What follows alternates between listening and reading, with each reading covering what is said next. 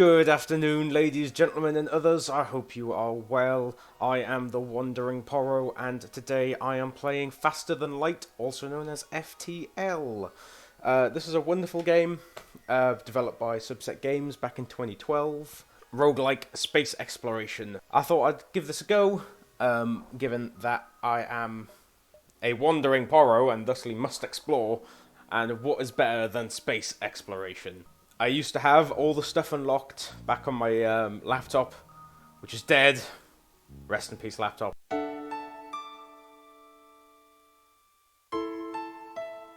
So, for those of you that don't know what this is, like I said, it's a roguelike. The objective is that we are a bunch of Federation peoples of the Space Empire MacGuffin, and we are delivering intelligence to the other Federation base, because the Federation is currently under siege by a whole bunch of rebels. So, to do this, we have our ship. We're just going to go with the regular. We're going to call it the Poro, because you know. We are going to play on normal mode, and then we have our crew. There are different alien races. Humans are, you know, they say common and uninteresting. Fucking humans. Bellends, a lot of them. So, we got Maria up on the helm, who we're going to call Poro 1. We've got fired him. I fired him. Why? He's even on guns. I also almost don't want to change it. Alright, fired him, you're staying on guns. And we've got Naomi down on the engines, who we're going to call Other Poro. So, this is our ship, the Poro, captained by Poro 1. We've got fired him in the gunning engine. And we've got Other Poro down in the bot. Stop.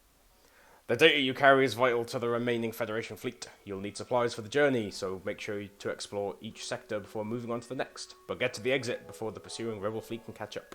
And then tips. So, this is pretty much the game. This is our ship. And in our ship we have our various systems. We've got the, what's this referred to as? I think it's the piloting subsystem. Yeah. So, you know, cockpit where someone flies the ship. We've got doors. Trust me, it's more important than you think. Sensors, which is good for spying on other ships and detecting things. Shields, obviously to stop the bad things. And the medbay to heal us up when we inevitably catch fire and or explode. Empty rooms. We've got our weapons system, which is where we control our weapons down here. Oxygen, because oxygen's good. Make sure you get plenty of it, but not too much. I hear that can be bad for you. And we've got the engines down here, which control how maneuverable the ship is. Down here on the bottom, we've got we've got our reactor bar, which tells us how much power our reactor can provide. Each of our systems require power, so we can take power out of the medbay, for example, and put it in engines to be more maneuverable, or we can take all the stuff out of engines to be a sitting duck, but we might need to redistribute it elsewhere. Oh yeah, up here we've got our hull, which is, you know, how close we are to exposing ourselves to the horrific vacuum of space. We have how much of the ship is filled with oxygen, how, as it says there, how maneuverable the ship is and how unlikely it is for something to hit us. Fuel, missiles, which are used by the Artemis in this case, and drone parts, which require a drone subsystem, which we don't have. The amount of scrap we have, which we use to buy upgrades. And that's the settings menu. Important to know where that is so we can bail ship when it's exploding. So, the goal is, we're in Sector 1, we need to get to Sector 8. We need to get to the exit of each sector and hoy ourselves across the stars. So, we're going to start by going towards distress beacons and generally filling in the map. Try to get a collection of scrap so we can start upgrading. You find a number of ships fleeing from a small pirate station. You hail them, asking what's wrong. Help, we're being overrun by some sort of giant alien spiders. Yeah, we're going to leave that alone. It's very likely that if you send someone on that mission, they get, you know, horrifically killed by giant spiders.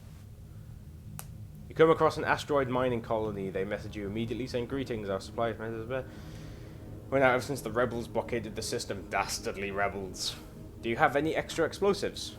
So, when it comes to... So this is most of the game is basically text and reacting.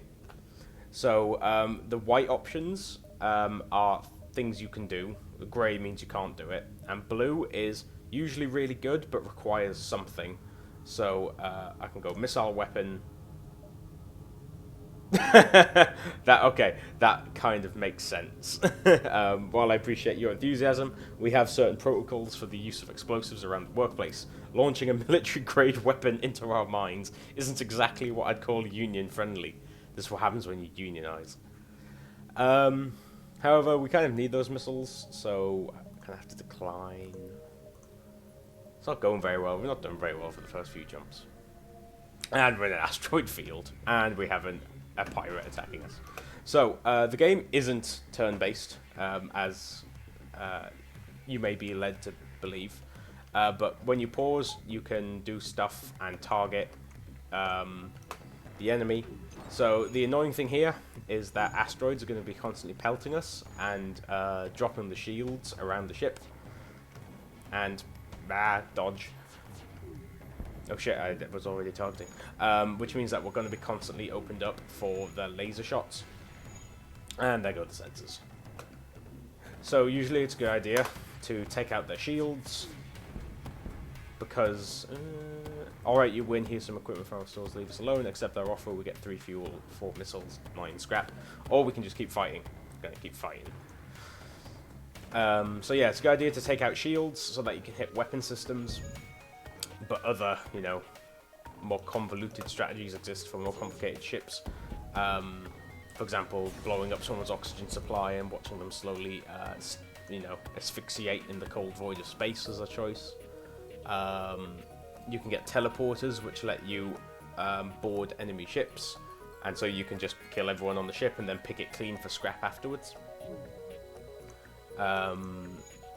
In fact, you don't even need to fight at all, in theory. You can just jump away if you really wanted to. Let's hop along to the next one, see what we can get. Blue. A rebel ship is guarding this beacon. You order a pursuit course and prepare to scratch up one more. Moa. So yeah, so if you're here, welcome to the channel. Welcome to what is probably just going to be me rambling for a lot. This video is just me trialing out some recording stuff. If I release it, it's because I was happy with the editing on it, and wanted to have this as the first video up. This is well equipped. No, more death. Blood for the blood god. Yeah, so as you might be able to tell by the fact that I'm umming and ahhing a lot, I'm not exactly used to talking whilst I'm playing. However, if you're painting miniatures for like a Warhammer game, or if you just want some background noise, I hope that's what I can provide for you. As we jump through space, blowing the shit out of things. Oh, for fuck's sake. So, nebulas.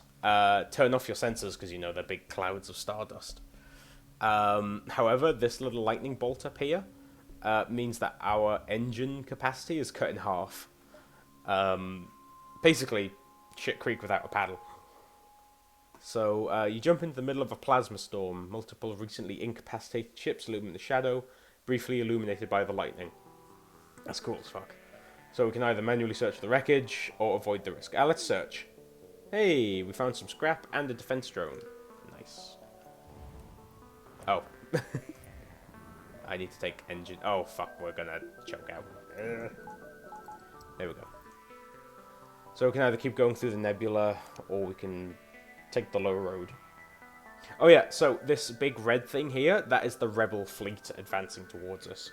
The rebels are like super equipped and will blow our tiny ship out the sky. Out of space? Out the sky? Yes.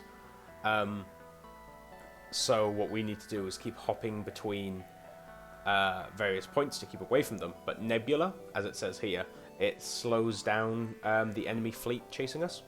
So if we stick to Nebula, you're not going to get seen as easily. But you don't have sensors, and you're more likely to encounter things like ion storms, which stop your engine working. An advanced rebel. Oh yeah, no, that makes sense. An advanced rebel automated ship remains stationed near a small rebel space station. However, without functioning sensors, it is impossible to tell what is inside. Attack! Pew pew! Lasers! Oh fuck, the shields aren't powered. Poro 1! Evasive maneuvers! Don't get pewed!